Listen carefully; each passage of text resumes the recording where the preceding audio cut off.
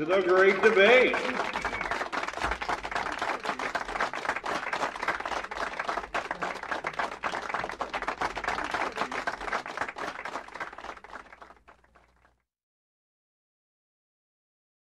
Hello and welcome everybody to my 100 subscriber special of the Great Debate. Get that board loaded up, take a look at what's going on today. How are we doing today, chat? I see Dark Sasuke out there, peering in from the window. I was expecting a couple of guests. One got hold of me this morning to let me know that he was not feeling up to the weather and was going to be unable to make it. I have another guest who I sent the invite to a while ago, and I'm waiting for a reply. So with that being said, I have a second computer set up here. If somebody wants to tweet me and jump on today's show, I have no problem having a fresh guest on. Of course, we all know how YouTube is and Twitter and all that other BS that we're doing right now. Nobody seems to be able to keep up with what us new live streaming shows are trying to do. So the only thing we can hope is that everything comes through all right, that I don't run into a whole lot of buffering issues, and that YouTube doesn't give me a new wall to have to climb with everything that we're doing. So again, I want to say thank you everybody for subscribing to my channel, helping me get to 100. So I just updated to a new goal. We're trying to get 200 bodies into this graveyard. We want more bodies in the graveyard. So if you know anybody that would be into watching or even and especially participating on today's or any other day's show, please feel free to contact me. I have Discord and Twitter and Gab, and I'm sure I have more than enough to cover most people that watch my show. So, with that being said, Sasuke, how are you today? Is anybody else out in the crowd want to say hello? See what's going on? See who's here? Nope, it's just me and Sasuke today. Well, with that then, why don't you pick something and we will chat about what you pick, Sasuke. I have no problem just randomly talking. Oh, let me get that board back up there. There we go. I gotta get a little smoother with this transitions. I'm trying to add a couple more in for later, and I will also note this is going to be my live announcement that now that I've reached 100 subs, I am going to start trying to add 2 more time slots to the show. On Tuesdays and Thursdays, I'm going to be looking for a good afternoon time to do another hour show. So this will be 5 days a week. It'll be 9 a.m. Monday, Wednesday, Friday, and some other time on Tuesdays and Thursdays. Eating. What you eating? Bacon, eggs, sausage with a biscuit, and some other stuff, right? Yes? Maybe? All right. Well, feel free to pick something from the board and I will randomly talk about it. Otherwise, I could just kind of flip through some stuff I got up here, or I can switch this over into a chatter stream. But I don't know how well that would go. Virtual reality. New times sound awesome. Yes, I have had a few people that have told me they enjoy my show, but because of what time I have the show, it's hard for them to get on with me. So I'm thinking maybe somewhere around either 2 or 4 p.m., which would be 7 or 9 Greenwich Mean Time. Oh, I'm lazy too. I eat a handful of almonds every day for breakfast. You said virtual reality, and I did reset that category, so immersive gaming still doesn't accommodate for tactile and olfactory sensations. Possible to do so.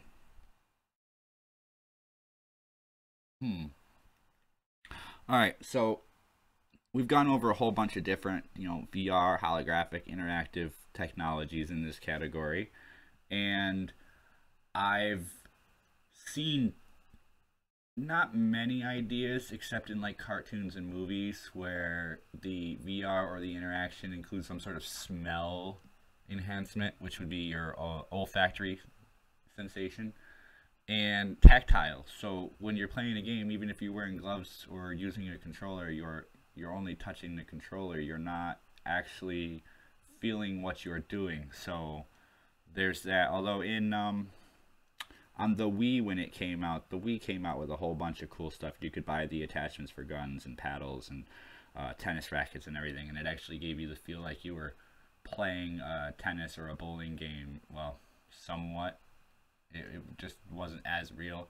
But then if you play a VR game, like I've noticed a lot of people putting out videos of them playing their interactive VR and showing what they're doing in the game and how they're moving, you notice that little bit of fidget with like reloading your weapon or other things. You got to do certain movements or whatnot to get the weapon to reload. I don't do a whole lot of VR gaming right now, so actually not really much of any. But if you could include some sort of tactile perception into a set of gloves to make you feel like you're holding something in your hand, like it would put a tingle in your hand for where in your hand that weapon would be. Or if you had like a knife, you'd feel this sensation across the center of your palm, like a line going across your palm to feel that you're holding a knife. Or maybe a quick bunt sensation, like a vibration in the center of your palm when you go to reload your weapon. As you put your hand up against the bottom of your hand, you maybe bounce it in and your palm gets like a vibrational click that the clip goes in, or the magazine goes in. That would be kind of cool. So I think they could possibly accommodate for some sort of tactile perception, but how would we maybe get into olfactory sensations, like being able to smell or get those senses to all line up and make you feel like you're actually in the place that they're saying. I had a problem with the Wii because there were so many different physical items, I couldn't find the room for all the accessories. Yeah, I had that problem too. My wife wanted the Wii for like a at-home exercise equipment style thing was the original goal. And so every time we went out, if we went to like a dollar store or some other low cost places and they had the Wii accessories that we had games or would buy the games for, we would buy them. So we had the tennis racket, we had the steering wheel, we had the golf club, we had a few of them. I want to say we had like 8 or 9 different add-on accessories. But yeah, we had a whole shelf just piled in these white plastic things that were worthless unless you were playing the game. So yeah, it gives you too much to get that tactile response in the Wii. But they were trying to give you that that realism by actually holding on to something while you play the game. But I don't think anybody else is doing it. I mean, sometimes when you're playing Call of Duty and you're pulling the trigger, you get hit, you feel that vibration come through the pad. So you think if they do like a VR game and give you a set of gloves, then maybe they could put vibrating sensors in the palm of your hand for the gloves, and that vibrator set at the right setting would make you feel like something's touching your hand. That would be kind of cool. It'd give you that interactive, immersive feeling when you're doing your weapons or when you're picking something up. It would give you like a vibration on your fingertips that you grabbed it. That would be kind of neat. I haven't seen anything like that done, but it could be out there. What if they had a stinker that when you pull the trigger, it gives off a smell of gunpowder? See, the sticker idea is cool, but if you, let's say you go out and buy a game, and it's a interactive VR game, somewhere in there they're going to have to give you this little tiny vial of a fluid, or in your system you're going to have something that keeps like a sponge, softened sponge, moistened with the smell or something that it could fabricate for you. Has smellable sims. I'm gonna have to look into that. That sounds kind of cool. DOD, it's Dungeon, no, that's not Dungeons and Dragons. What's DOD? You'll have to help me out. I'm not a huge gamer. But that would be neat to add in smellable sensations 15 years ago. And again, that goes back to my thought on how repeatable is it? Because if you have smells, you have to have something there to provide the smell. Department of Defense. Oh, okay, that DOD. Now I feel like an idiot. Suits me. But the tactile response, I want to see. I want to see that come up. I want a set of gloves to put on with my visor. I don't have any 3D things here, so Welcome, Shadowcat, to the show. Oh, well, yeah, I guess that would be... Yeah, because I don't know about a burning body, but the smell of a body is enough to get you. So getting used to that would help. So I guess getting used to the smell of a burning body might be a good idea. Oh, that's a terrible thought. That's one of those smells. Like, yeah, we're gonna move on from talking about the smells of carcasses. Shadowcat, welcome to the chat. Would you like to pick our next topic? Because my guest did not show up today. I'm just randomly chatting, trying to keep the show going, because that's what I do. I'm wondering if all of my invites were sent out properly, if YouTube let people know that I'm online, and all of that other good shit that they don't like to do.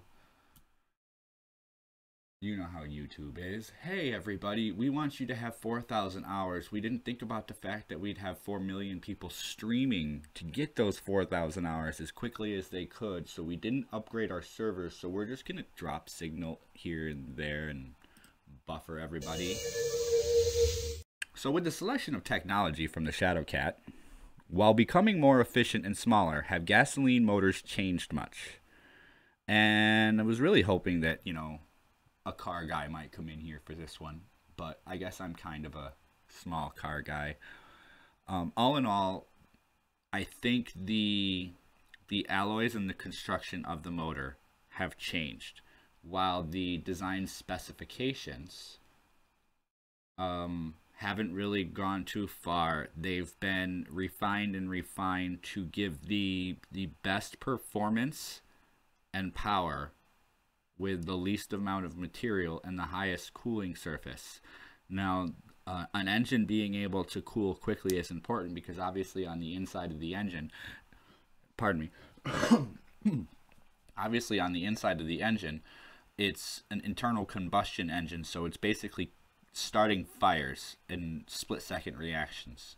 So you're burning fire on the inside of this piece of metal. The piece of metal is going to cool up. It's going to heat up, and what you want it to do is cool back off. And the big way to make something cool back off is to give it a lot of surface area, because the more surface area an item has, the more dissipation the heat has, or the more area the heat has to dissipate through. While making these engines smaller and smaller and putting less and less metal in them, they're reducing that ability, but they add caveats. You know, they'll run a radiator hose through. You've got oil that'll help reduce the friction and reduce some of the heat. You've got alloys changing, and certain alloys don't hold the heat as well, or when the heat is applied, it dissipates quicker. So by adding aluminum into some of the iron alloys, the aluminum allows the engines to cool quicker. The only problem is that if you heat aluminum engines up too hot, too fast, or too hot in general, they tend to crack. A lot of people have heard this with their heads cracking. You'll put a nice set of aluminum heads on to give it an increased area in which for the fire to propel. I'm not sure exactly how all that works. I'm not a mechanic, but I'm a slight car guy. When you put those aluminum heads on to help dissipate the heat better, if you do overheat those heads, they will crack and they will blow, and odds are you'll probably throw a piston right out your motor or put a crack right through the bottom of your block, usually somewhere near your oil pan, and you'll start dumping oil and coolant. No, I've never blown two motors before. I don't know what I'm talking about on how to blow a motor and overheat an aluminum block and put a crack in it. But yeah, they haven't changed a whole lot except for the components they're made out of. We basically use this somewhat close same designs, unless you're looking like 3-cylinder reciprocal motors, or you got 2-cylinder 4-cycle motors. You've got, I'm for the most part generically talking about the 6 and 8 and 10-cylinder, 12-cylinder internal combustion gasoline motors. Blowing a radiator is not quite like cracking your block by overheating and pushing your engine, but yeah, that happens. Basically what'll happen for your radiator to blow is a few different things. If the water pump slows down or stops pumping through, your system heats up, and eventually the components in the system can only take high heat for such a temperature for so long, and after that point it just can't take it anymore. So if your water pump's not moving, you could blow your radiator, because a section of your radiator will heat up to a point where the fins start to what's the word I'm looking for? Not decompose, but they start to get malleable under the temperature of the fluid that's inside the radiator. And as they get malleable, the pressure of the heat pushes them outwards until like a fin or a crack or something will blow through the weakest point in the metal, and boom, it's gone. Usually that happens when there's either a stop up or the fluid's not moving through properly, or if your fins in your radiator get clogged and the fluid moves around the outside of the radiator as opposed to through the cooling fins, then it doesn't have quite the opportunity to cool off. Also, if your fan is not connected and there's not air blowing across the fins to remove the heat from it, then that'll do it. There are a lot of components that can cause overheating, but again, part of that comes into the engine used to take most of that heat and dissipate it. We added radiators to help bring the temperature down because engines became more efficient, and becoming more efficient means they're getting hotter because the fire is burning more consistently. So, have they changed much? No, but what they're made out of has changed quite a bit. All right. Moving back to the board here. How many people we got today? We lost a viewer. That's all right. That's all right. I still got people hanging out with me. People don't like me just mumbling about internal combustion engines. That's fine.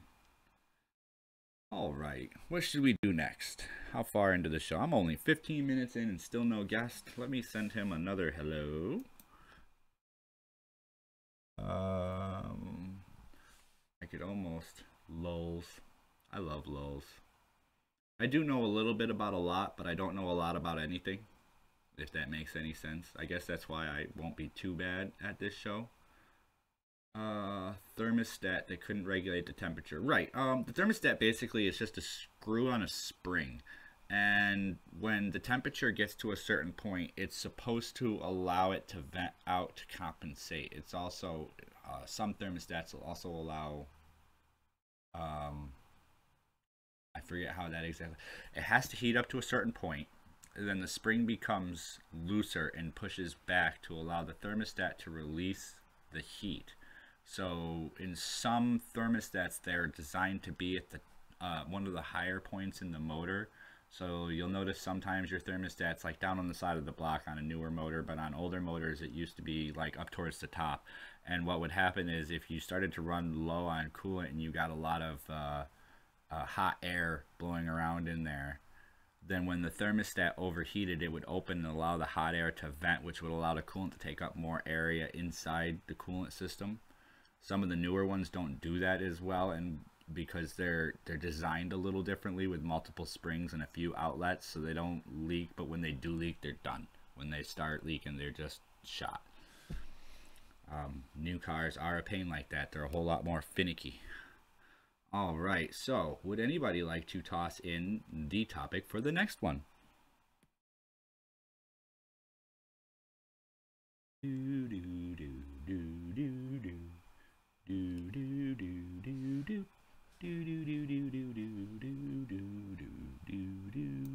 Let's check Twitter while I'm singing the Jeopardy theme song and see if anybody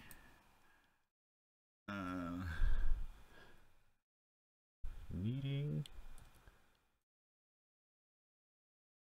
guest. And again, if anybody in the audience wants to jump in, I would be happy to have another voice to chat with, because my mouth is getting dry and I could use a drink. Where's my soda? Platforms it is.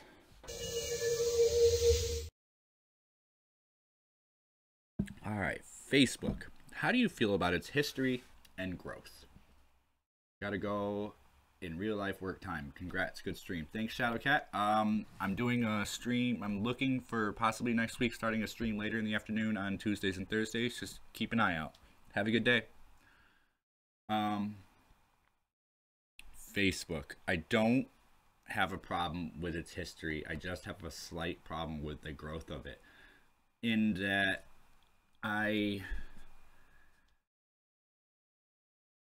it has its own world.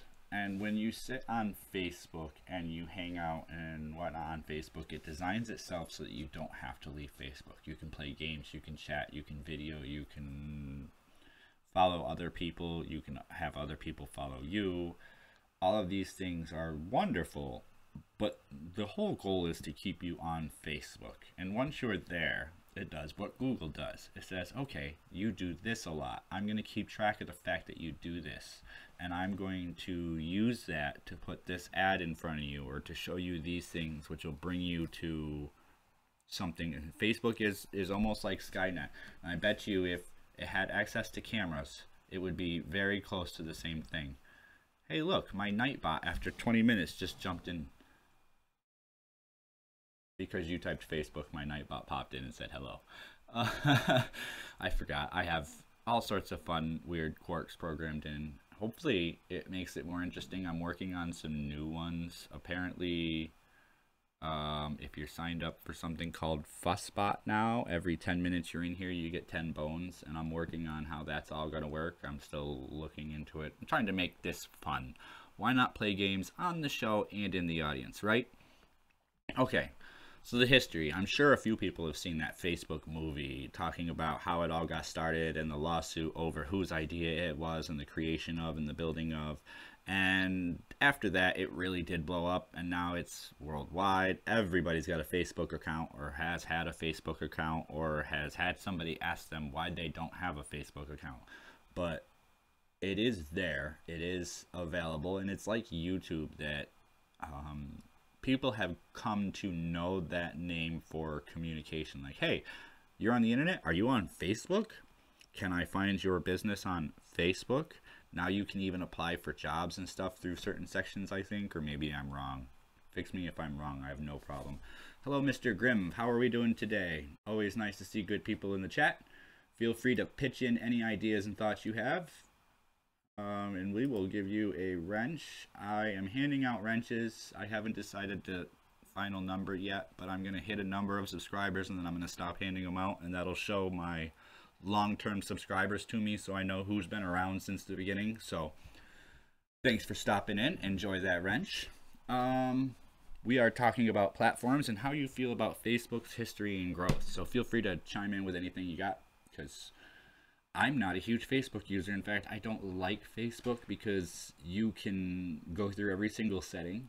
You can go through every single thing that they offer you to set. And then you turn around and realize that somehow they're still showing something you don't want shown, or something's coming up that you don't want to see. Then you get these dumb messages. Here, you should follow this person because you're not friends with anybody right now. And you don't know this person, so let's throw their name at you and see if you just click the follow button. If you're that easily persuaded, then let's give you 10 names to follow, and then we'll give you 50, and then you just keep following people. I'm not that. I do have a Facebook. You can find me on Facebook. I don't have very many friends. They are not my family. My account has a separate Facebook, and I keep it very, very, very separate. But I have a NumbedSkull Facebook because I'm trying to also stream to other places. I hate the suggestions. And it's weird too, because at 2 o'clock in the morning, my phone went off and said, we have a suggestion for a new friend. And it's like, okay, you have no friends. Yeah, I know, for Facebook. That's all right. I have it just so that other people can find me. I also know that you can do video streaming on there, but I haven't looked into see if it's anything that I want to make part of my design here. I have the ability to stream, and I have streamed to Facebook, but I ran into some technical glitches, so I haven't gone back to it yet. I'm thinking next week.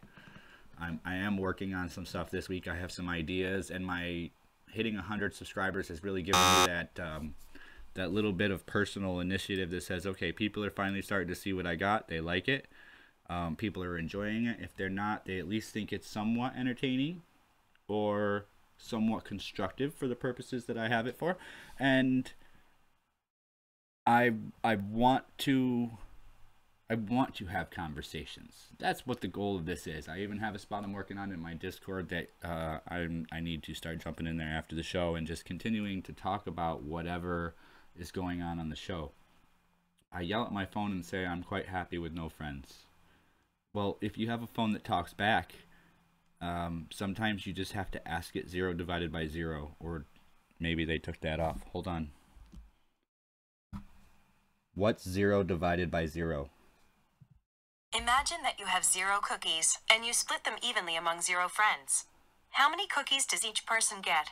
C. It doesn't make sense. And Cookie Monster is sad that there are no cookies.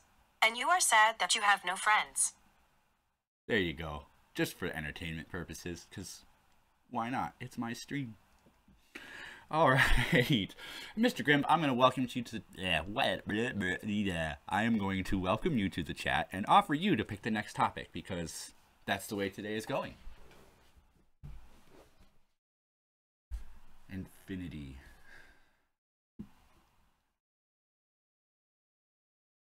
Yeah, I guess if you had an eraser, 0 times 0 could be infinity. Oh, where is it? Hold on. I'm short on my own joke. Damn, the phone throwing shade. I know, right? It's always fun to hear what they program in. So I guess there's people that just sit there and program. What does the fox say? You will never know. The secret of the fox is an ancient mystery. So when I see them, I try them. And I have tried the make Siri talk to Siri. It's not easy, but you can get them to have a short conversation. It just doesn't make very much sense. Maybe I'll do a video or something of Siri talking to Siri. Alright, MrGrimv. I could chat about clinical trials. I could. I have no problem with chatting about audience recommendations. But I also have this really cool board over here. It has fun topics, including, but not limited to, movies, internet, politics, controversy, creator tips, video games, and, well, what do you know? Sex made an appearance on the board. Not that I don't want to talk about other things. The peer review process. Oh no! How do you know who's your peer? Isn't a peer somebody seen equally amongst others? So is everybody equal? No, it's alright, Grim, no problem. I've had people, when I've asked them to come on the show, they're like, well, what are we debating about? What's the topic? I was like, maybe you should just come on the show. Take a look, see if you like it, and by the time they leave, they're like, well, that was fun. That was actually not at all what I expected, but that was cool. Just, it's a shoot the shit. There's a whole bunch of different things to talk about. I don't want anybody to get heated. I don't want to get angry. There's no point in yelling and screaming on this chat at or towards each other. So, hey, you feel dumb. I'm the NumbedSkull. Okay? We'll just put that out there. Alright.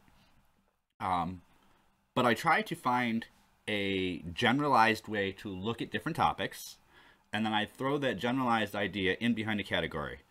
You want to hit controversy? We'll go hit controversy. That's not a problem. Squatters' rights, dreamer rights. Borders and property lines are merely drawn in the sand. Controversy is one that's been done a lot of times, and I love doing controversy. Let's get a view at the chat here going on so you guys can see everything.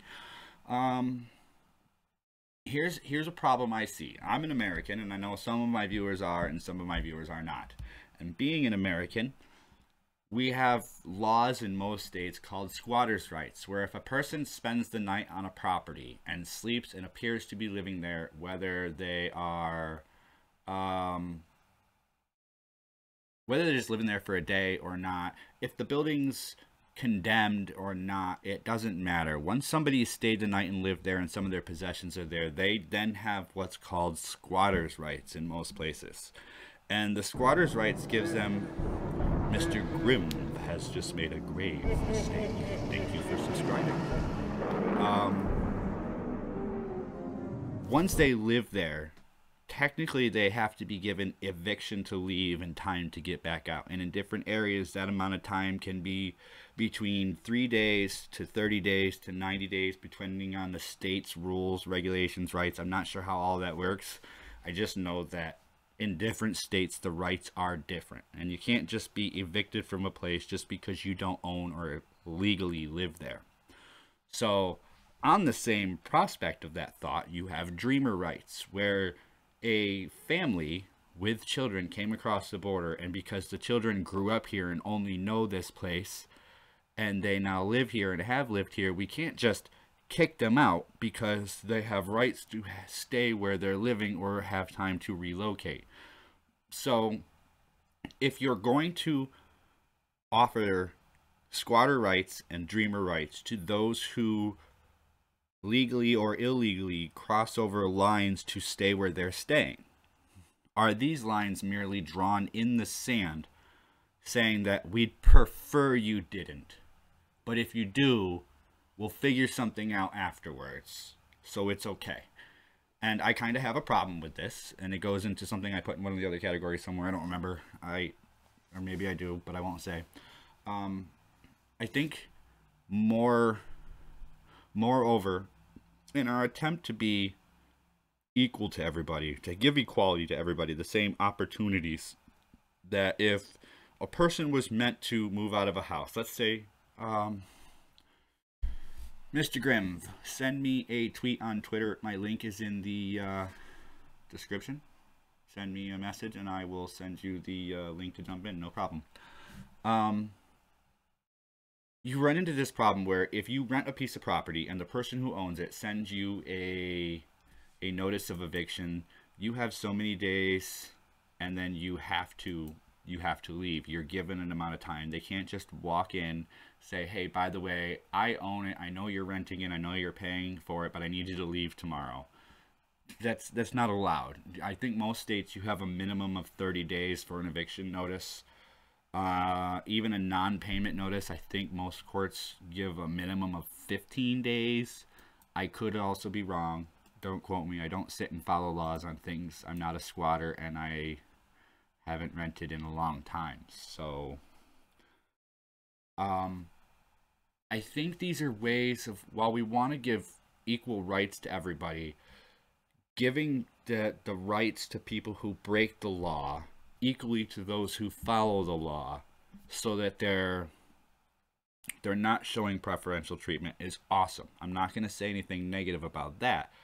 However, what I am saying is you're not offering a reason for them not to. Yeah, and in different areas the laws are different, Sasuke. I know in most places, as my mom used to rent property in the state that we were in, I want to say it was, you had a minimum of 30 days from the day that the eviction notice is signed. But it's like, how do you deter somebody from doing something you don't want them doing if it's perfectly okay for them to do it and you give them the ability to get away with it, so to speak? Like, okay, you can, as long as you get out, you have this long to go. Breaking the law or not breaking the law doesn't seem to be the deterrent anymore. So if you come across the border illegally, it's okay because we can't kick you out. You are here. Yes, it also does depend on your lease or rental agreement. However, and anybody out there who's listening should know that regardless of what your rental or lease agreement says, your lease agreement could say 7 days. If your state housing authority says that you have a minimum of 30 from the date that you're given citation to leave, then you have a minimum of 30. Sometimes landlords don't always look into that when they write the lease. They just want you to know that if you don't pay, they want you out and they can't afford for you to stay. But believe it or not, and this is a fun one, if you're renting a house in some states and you don't pay your rent, on the day of eviction, you can literally have the cops come let you back into your place if the state law says you can't be evicted from 30 days from the date of eviction. So it's one of those things where there's laws and then there's rules. If your landlord lays down a rule and it violates the law, the rule is no good. So if you live in a building and a vagrant walked in, went downstairs, found the washroom, slept there, I want to say pending the cops taking him No, in an inhabited building, it's different than I'm not sure. See, this is where you get into the little quirks of the laws. Squatters' rights and rental rights are different. And then dreamers' rights are apparently completely different. Oh, there's that alert. I've got a lot of stuff going here in front of me. Cool, I found you. I'm pretty easy to find, aren't I? This. Mr. V. Follow. Message. Did I already copy it into here? I didn't. Let me go here and here. All I have is an opinion, and the opinion is what I am after, believe it or not. So I am going to get you, and I'm going to get your opinion too. See if this works. There, and send this message to you. And granted, I am on a delay, but just so you know, my delay is only about 3 to 5 seconds if all goes well. What did I just do? I hit enter on the wrong computer. Ha ha ha. That's me being smart. Alright, let's get this. I sent that to you, Mr. V. Anytime you want to jump on that Google Hangout. Oh, I did send both links to you. One's a Google Hangout. One's oh, please tell me that didn't screw those links up. That probably won't work. Huh.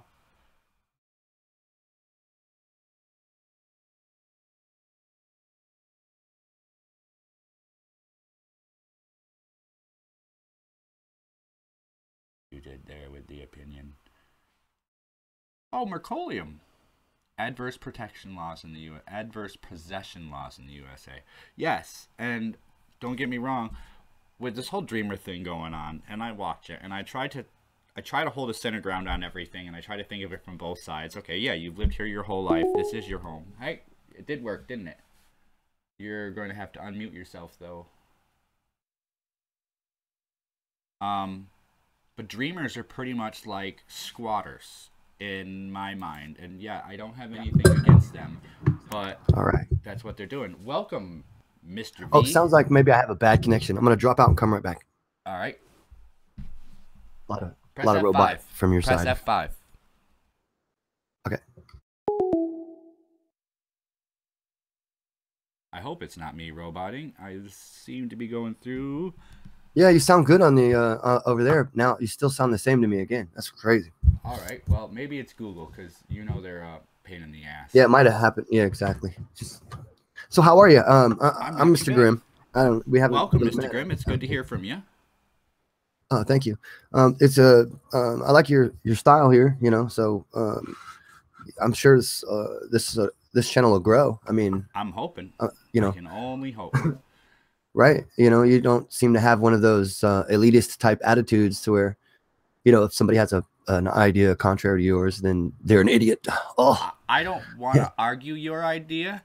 I want to talk about your idea. And if your idea is opposite of mine, I want you to present it to everybody else as well so that they hear your idea. It's how thought gets, it's how thought gets moved around. How do you come up with new ideas if you don't hear other people's? How are you going to see something from the perspective of somebody else on the other side if you don't understand where they're coming from? So I like looking at different people's perspectives, opinions, analysis, even if it's not an opinion you hold, but something you understand somebody else holds. Bring that to the forefront of the discussion for other people to hear.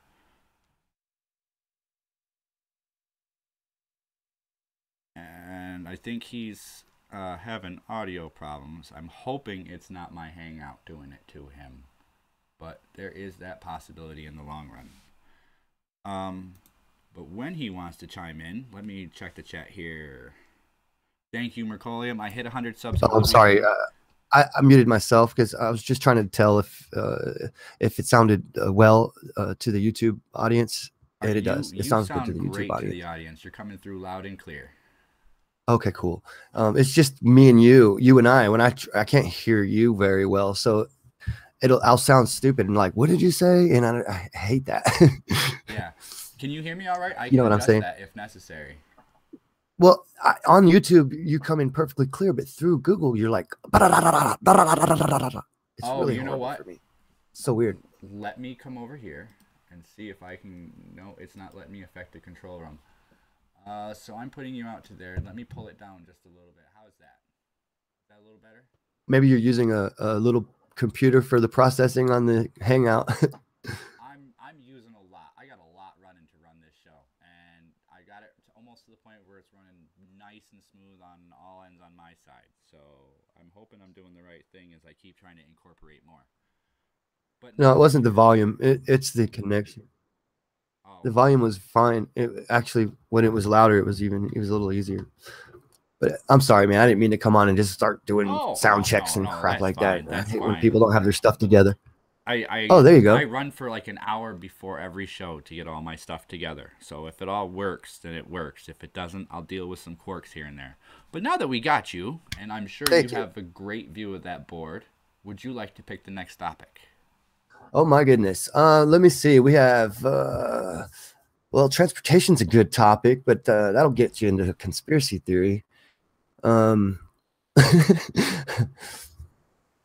see. Well, then there's also my opinion on politics make me look sort of conspiratorial as well. Let's go with that. Politics. I like to look conspiratorial. Yeah. Here's the other one. Why are persons who break laws given such leeway to do so, occasionally at the expense of the victim?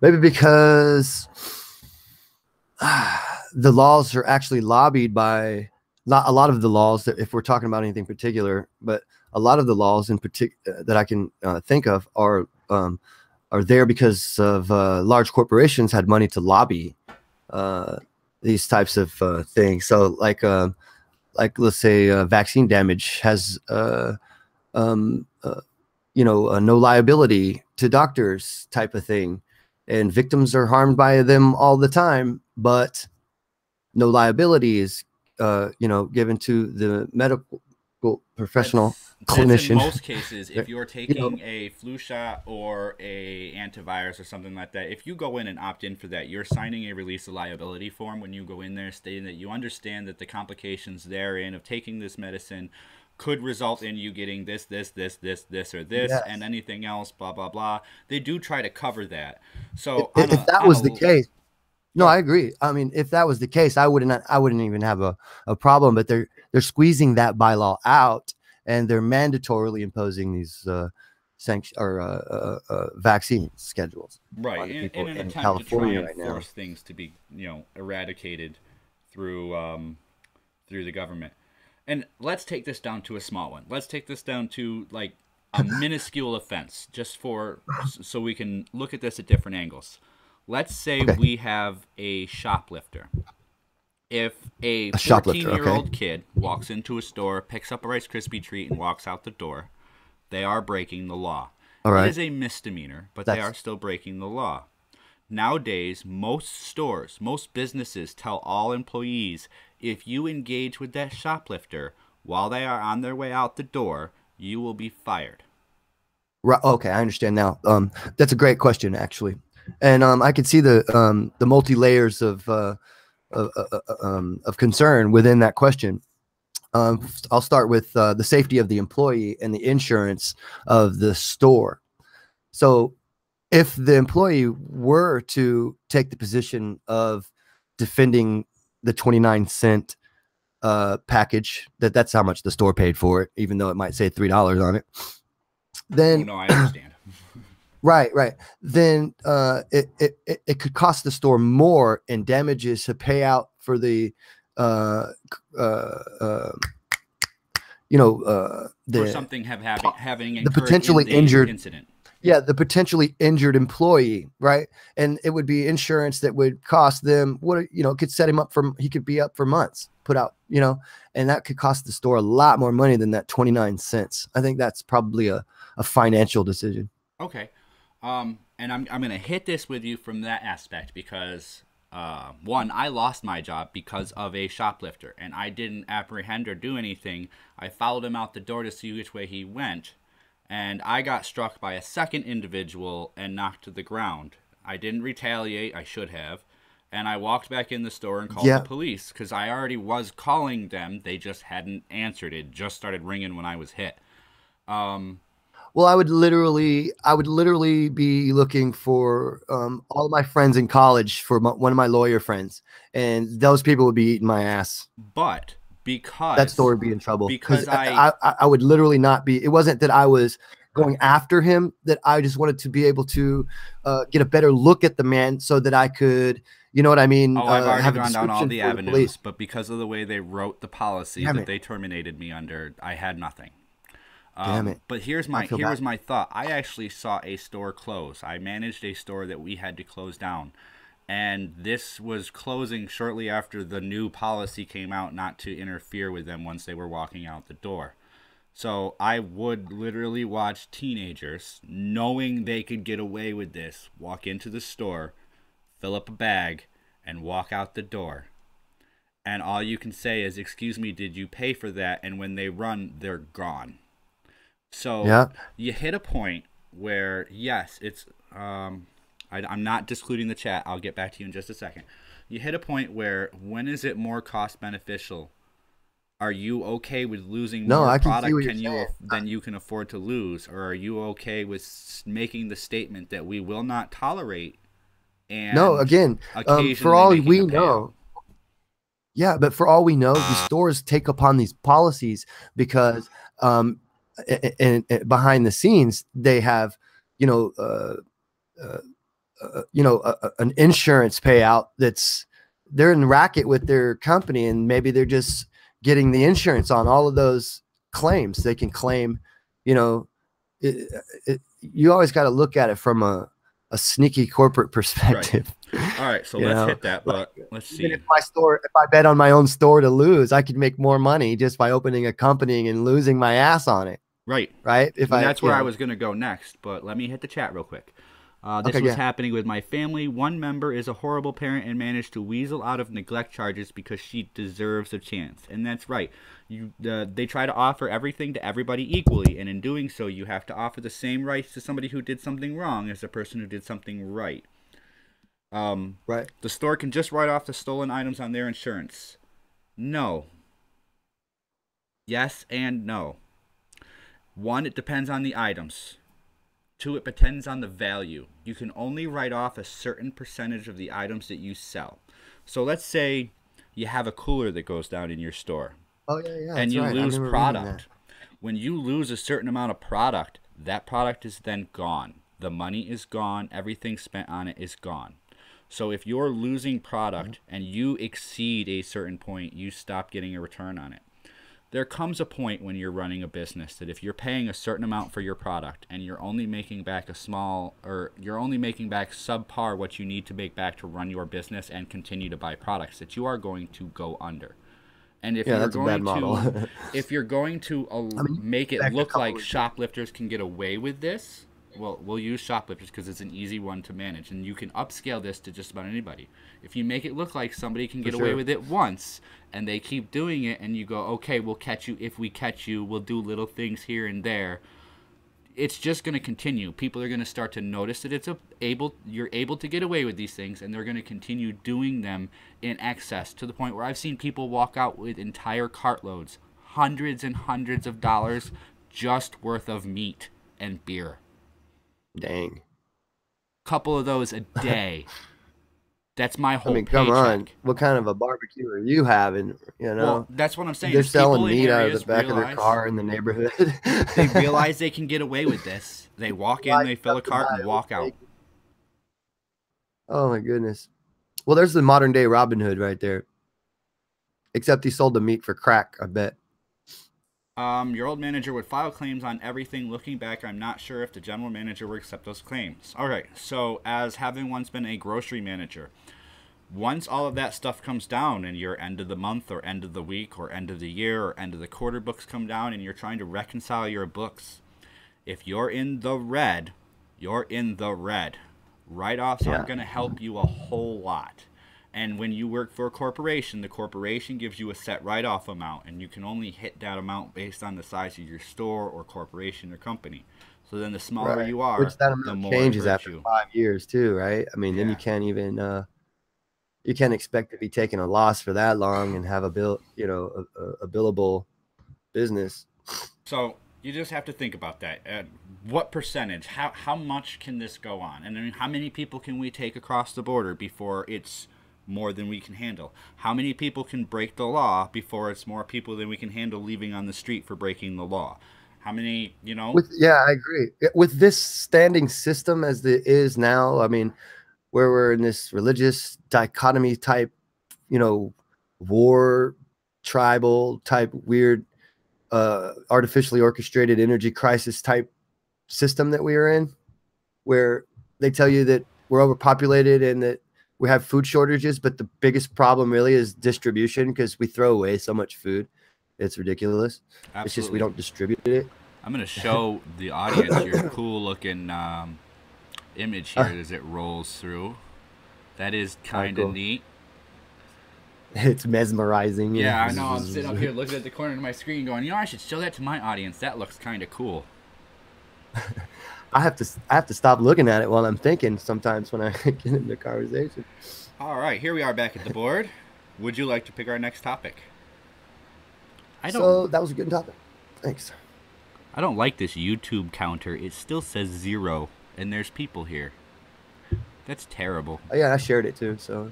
I appreciate that. Yeah. Well, it is a little early.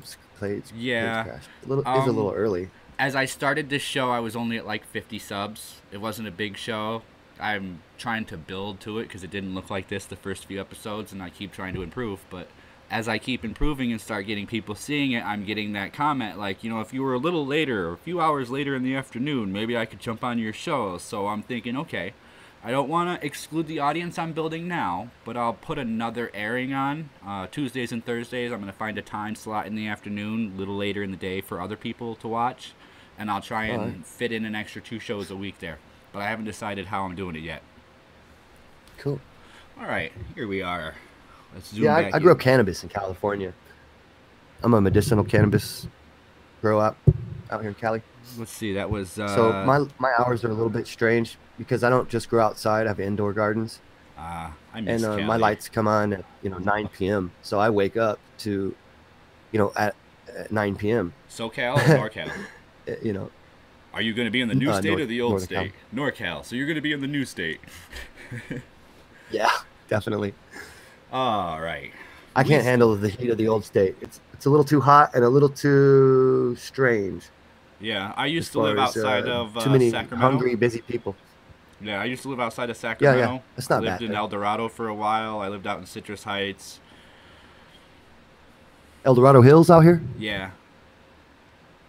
It's a nice area. Quiet, mellow. Oh, yeah. That's not the expensive part of El Dorado as you're heading up the hill, but a little farther up the hill towards almost towards Auburn. Placerville area. Yeah, almost toward Auburn or Placerville, up 50.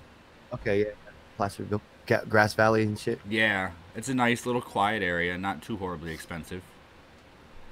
But or did I just jump over to the 50? Oh, never mind. That was years ago. All right, let's get back to this board. We're way off topic here. Let's get one more category out for the day. Yeah, it's a horrible place, actually. Sacramento, disgusting. Just kidding. Well, the internet's a huge topic. We might want to leave that one for a longer day. Get some more people in here. I'll save that one. Oh, no, it's all right. I read 50s every day. I read 50s all the time. Don't worry. All right. So, what the fuck or fuck the world? I don't even... I want to know what that's what about. It is. The thought of partaking in an action to see if you survive is modern-day natural selection.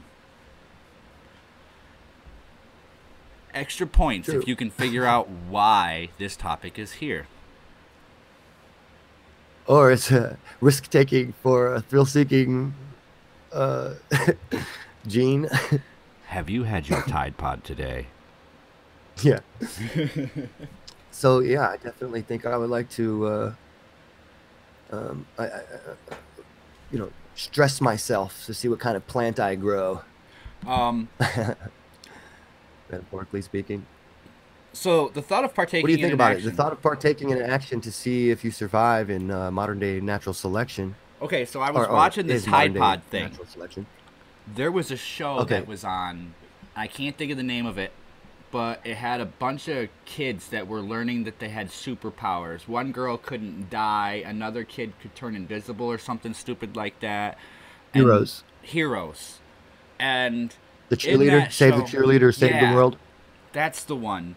And in that show, I think it was in the second season when they started saying that they found a way to share this with other people, but there was a 1 in or a 5 in 10 chance that you would die or something like that. So half the people who took it were dying, and other half were getting powers. Oh yeah, that Genesis or whatever. Yeah, the Genesis shot, that green syringe. And people were taking a 50-50 chance to see if they would survive and come out stronger or die. And so when I heard this Tide Pod thing, and it keeps circulating right now, and you keep seeing news stories of people trying Tide Pods and ending up in the hospital or ending up in a coma or dying or, all sorts of stories of teenagers trying this. I'm not for modern day in that sense, natural selection. I'm not for gene manipulation. I don't believe in any of that. I think that, are you familiar with the Ebner effect? No. Applying electromagnetic fields, high voltage electromagnetic fields to like fish embryo, an experiment that was done, fish embryo and other plants. And in the plants, it brought back prehistoric traits and plants that were thought to be extinct. And the DNA for those plants are still in the DNA of modern day plants. So it's proof of evolution, basically, that the code is still written in the, same with the trout. They brought back a trout that traits of a trout through a rainbow trout, no less. Just rainbow trout. They didn't breed it with anything else. And then they brought back traits of an extinct trout, that hasn't been seen for over, what was the name of this 100 called? something years. It's called the Ebner effect, or the primeval code, or there's a couple of different. Heard of primeval code. I'm gonna look this. I'm one of those people. I will sit and read articles about this, and it'll end up back on the board again. When I look at stuff like that, I think, wow, why is this never mentioned as a possible mechanism for evolution? Right. When I see stuff like that, and it's literally a mechanism that can be demonstrated for evolution. Maybe not species to species, evolution, but that's pleomorphism. There's micro species to species evolution. We can see by.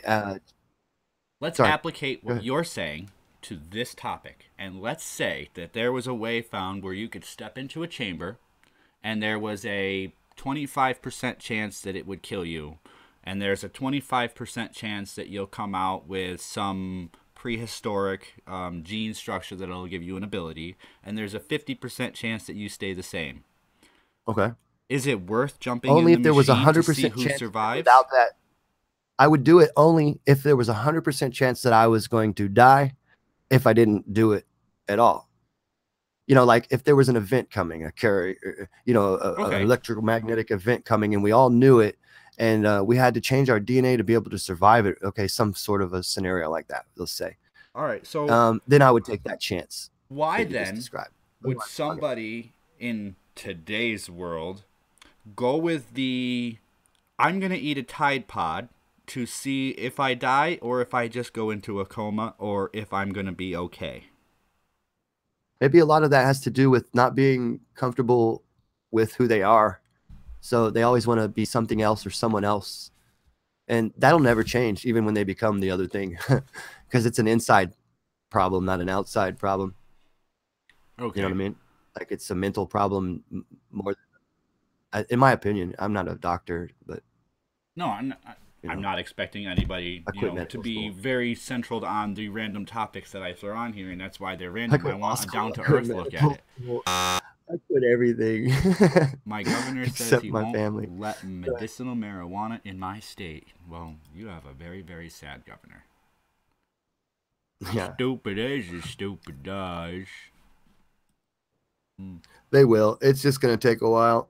I think what it is the pharmaceutical right companies want to get all the patents on all these strains first, so then they will lobby to make it legal in your state, like they did everywhere else. But see, that's another problem. Is legally they're technically not supposed to be able to work with the strains because of their class listing in the federal government.